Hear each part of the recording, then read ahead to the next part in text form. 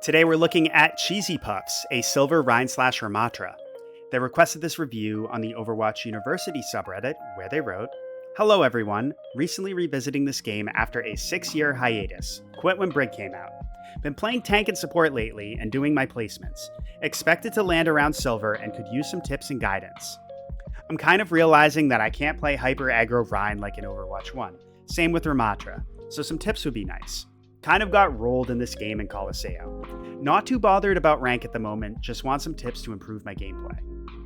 Yeah, I think that's the right mentality to have. Don't worry about the rank itself, just worry about the behaviors and habits that will drive the rank.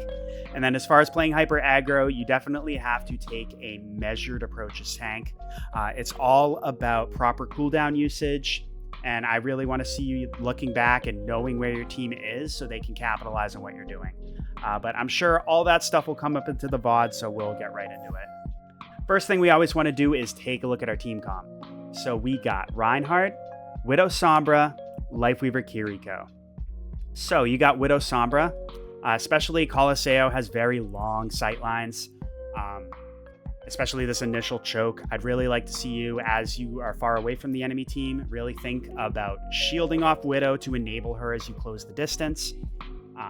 Hopefully, Sombra is flanking and causing chaos in the backline, and you can use that to your advantage too, as you try to get close and in swinging range. Your supports can do a very good job, I think, of helping you out here. You know, Lifeweaver can pull you if you get a little aggro, but we don't want to rely on that unless we're coordinating plays with them. But yeah, let's see how it goes.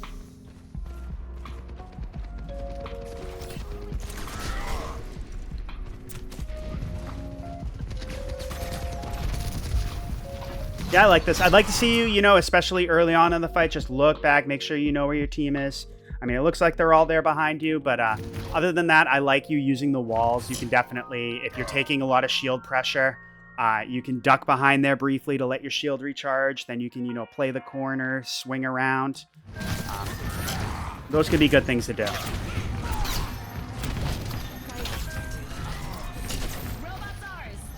Yeah, be careful. You're exposed from multiple angles. See, you're taking a lot of damage now.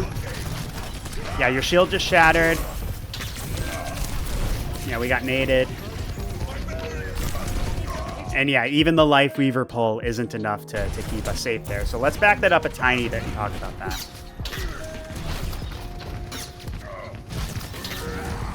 So I think this is fine so far. We're swinging a bunch to let our shield recharge. So where I think you make the mistake is right here. Like, this was fine. You're making the Zarya back up. But once you get over into this lane, you're now exposed to the Ana. You're exposed to, the soldier and such, as they, he just killed your Sombra. So now you got to think he's going to be looking down this lane at you. So this just, exposing yourself from multiple angles like this is why you took so much damage. I'd like to see you, like I said, take a more measured approach. Think about playing the wall here. Let the Zarya come to you. That way you only have to worry about, the Zarya Sojourn damage. You can shield off, enable your Kiriko, your Widow to get a pick. As the Ana pushes up here, you can swing around the corner. If she, if she sleeps you, if you bait that out, you can use that opportunity to push on her if your team can follow up.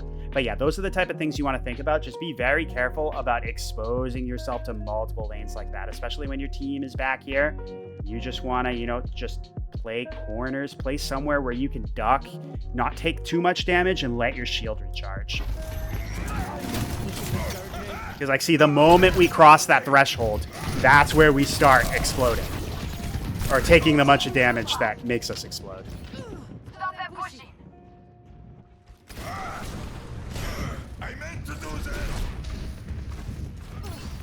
We're second place and it's a game of two. So here, see, you're already, your shield already just took a bunch of damage, and what are we shielding off right now? I mean, your Kiriko isn't being aggressive. Your Widow is over here looking for a pick from this angle. So what I would be thinking about instead is, maybe just go down this way. That way, you don't have to use your shield as much. You can put it up right as you're over here to, as we said at the beginning, protect your Widow as she's and enable her. And then, when you can get down here closer to the enemy with basically your full shield. What happens is, because we hang out there for a little bit and then drop down like right in the middle of things, our shield is already halfway depleted and we're still pretty far away from the enemy. So this should just put us in a very tough spot. We're being very aggressive. Fortunately, our Widow gets a pick on the Lucio.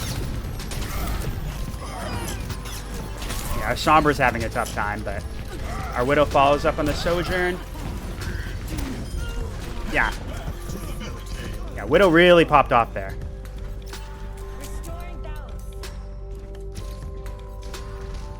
But yeah, not bad. You made it work. I just really want to see you just, you know, play a little less exposed and try to enable your teammates a little bit more. Especially like we just saw Widow, you know, Widow kind of lifted that fight right there. We definitely want to think about enabling her if we can.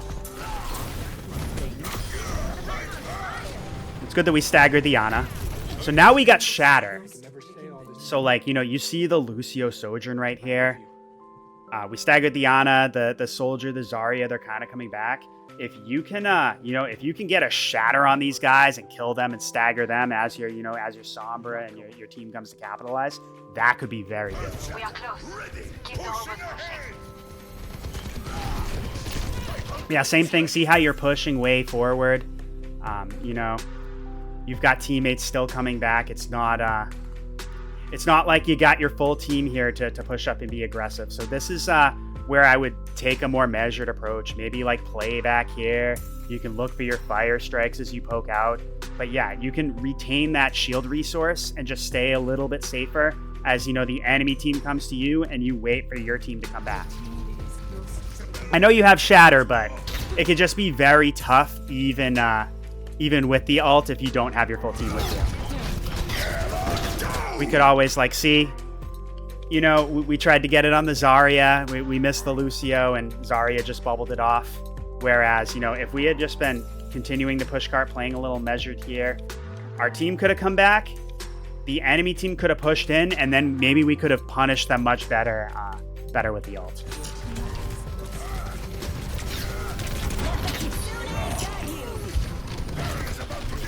So this comes to what you were talking about in your post about, you know, just playing a little bit too aggressive, and then you're losing your resources. Like you see, you just lost your shield, you're antied. Think about shielding, but yeah, that's a big part of the reason why, you know, why once again we died there. We pushed a little bit too forward. We fumbled the ult a little bit, and then we didn't have our resources when the enemy team got close and we needed them.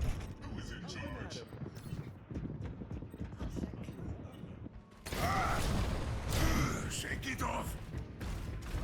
We're going to let them catch up. Yeah, where's your team? Look around. Same thing. It's wait for your teammates to come back. You can be a little, you know, just be a little bit more careful. I don't think you should be dropping down right here, especially. You should be waiting for a full regroup and then, you know, and then going to the next fight.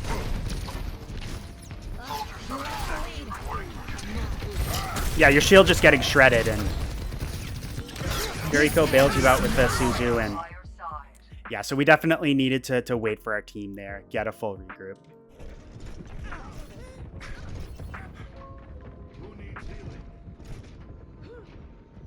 It's not even about like being hyper aggro, it's being aggro at the wrong times when you don't have the opportunity to make a play. That's what it seems like to me so far.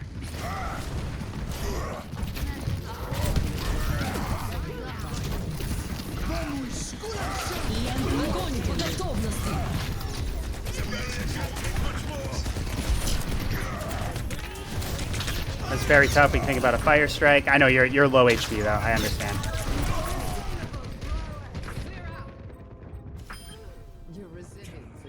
Yeah.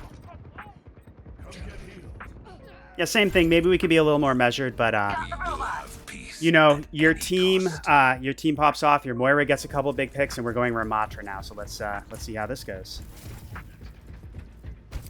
Yeah, I have more time on Ramattra, funny enough, than I do on Rein, so should be interesting. Yeah, I'd like to see you try to go for squishies if you can. You're being a little aggressive though. you know, you're just pushing Wing. I kind of messed up there, but yeah, your team is way back here. If you go around this corner, they're not going to be able to heal you. So just, yeah, you definitely want to just try to play a little bit careful, play a little slower. You know, maybe you can like go back here, turn around, know where your team is. They can heal you up, and then, you know, as you know, like you can wait for your resources, like your cooldowns to come back. And then you can think about, you know, pushing up, being a little bit more aggressive as your team moves up. Big Starlight, surrender to my will. Careful, we're outnumbered. Now do you see your error? Greetings. Yeah, so wait for your team. You can poke a little bit. So I wouldn't even put up the shield here, because I would just be thinking about just using the natural cover instead. I mean, granted, by the time your team comes back and you engage again, hopefully, unless you run in, hopefully that you'll have your shield back. The cooldown will come back by the time you need it again. But yeah, I mean, there's no need to really do that. We can just poke from here. Moira can heal up the little chip damage you take, and you can just use the natural cover instead of expending a cooldown. Especially with Ram Shield. I remember A10 talked about this in his Ramattra guide. You want to hold on to it a little bit. You want to, you know, wait till you take some damage and then throw it up at a critical moment to block a lot of pressure from the enemy team. Because Ram Shield only lasts for 4 seconds. And then once it goes down, after that 4 seconds expires, it's another 9 seconds before you can throw up another one. So Ramattra 101, the general cooldown cycle that you want to do is, you know, take some damage, throw up the shield at a critical moment to block it. The shield goes down, you know, you take a little more damage, then you pop Nemesis form to get the armor, pummel, block is necessary. Once your Nemesis form expires, you take some more damage. Hopefully by then, you know, your shield cooldown comes back and you repeat. That's the type of like cooldown cycle you want to think of for Ramattra. Sigma has a very similar one with his cooldowns.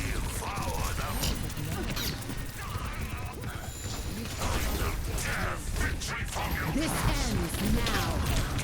Yeah, we're being a little bit too aggressive. I get you wanna chase, but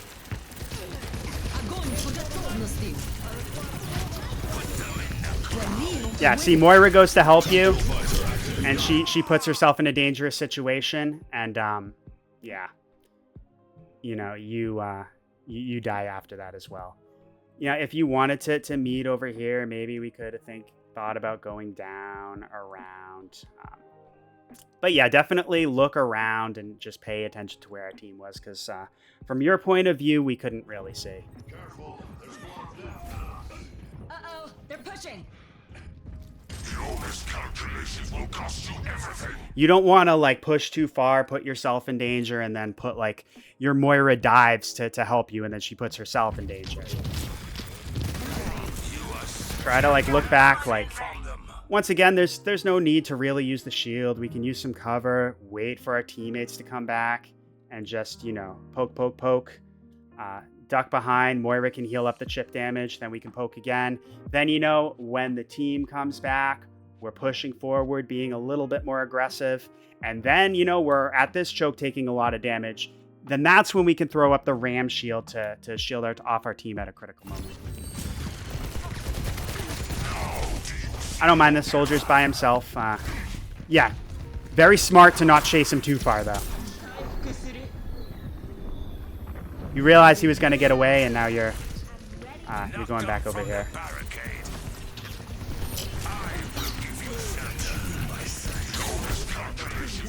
Yeah, same thing. I don't think we needed the shield quite there.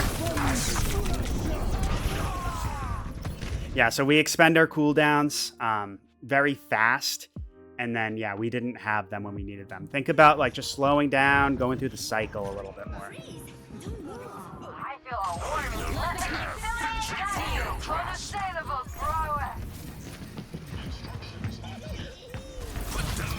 Like, where's your team? Your Junkrat's over there. Your May's dead. I mean, your supports are over here, but Yeah, it might be better to... Actually, you know, it's just the Zarya. Never mind. Never mind. I didn't see what the enemy team has. This is fine.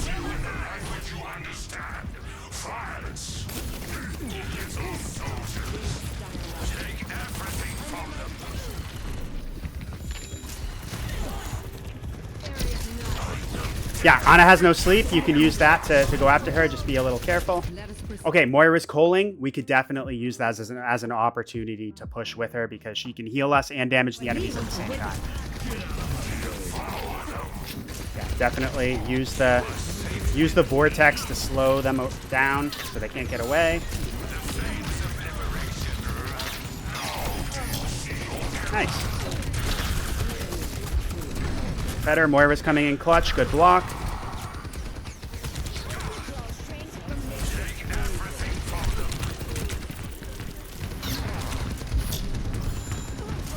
Yeah, your Moira's a little forward. Even like right here, we could think about like throwing a shield up, like just so our team can deal with the Zarya. Then, you know, going after the soldier, finishing him off, going back to the Zarya to finish her off.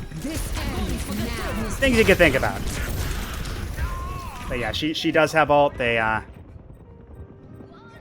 use that and overclock, so.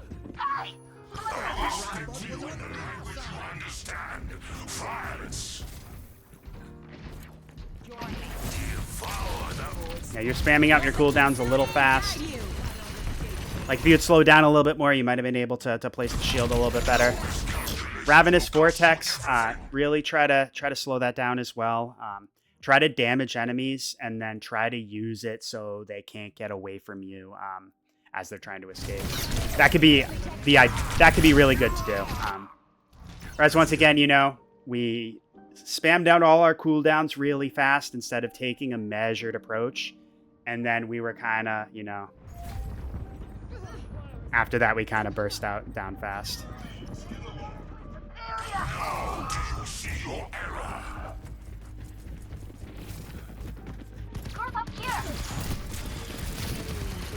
Where's your team? So full enemy teams there. We still got people coming back. I'd like to see you once again just slow down, wait for a full regroup. That's going to be crucial.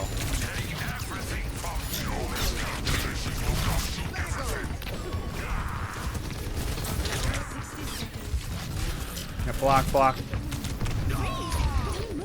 Yeah, once again, we just took too much damage because we were playing too aggressive at the wrong time when our team couldn't follow up. I will speak to you in the language you understand. Like, it sounds like from your post that you understand this. You're playing a little bit too aggressive and pushing a little bit too forward, but I still just want to point out these specific moments where it's costing you and just explain why it's costing you as well, more specifically. Yeah. Same thing. We gotta wait for our team.